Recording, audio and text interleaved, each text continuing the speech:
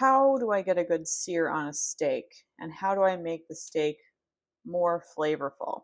The answer to that is you need to make sure that all the moisture in the steak is off of the surface of the steak.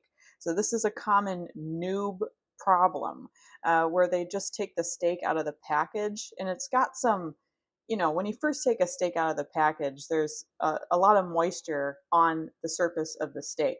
This moisture is bad. This will not allow the steak to sear properly, so you're not going to get a good crusting like you see in all the good restaurants. So, what you do is you take a paper towel and you blot the steak and make sure you get all that moisture off the surface of the steak, both the front and back sides.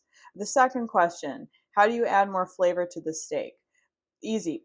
Just add salt, a generous amount of salt. Not like this fairy dust stuff, this fairy like, oh, just do a little tiny sprinkle.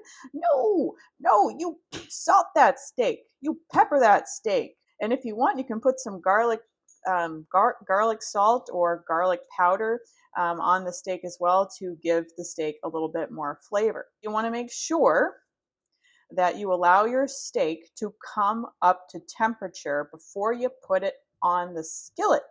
So this means that the steak has got to be sitting out at room temperature for 30 minutes before you put it on the hot skillet. This allows the steak to cook evenly, number one. Number two, it's going to retain the moisture and the juices more readily, which will allow for a more flavorful steak.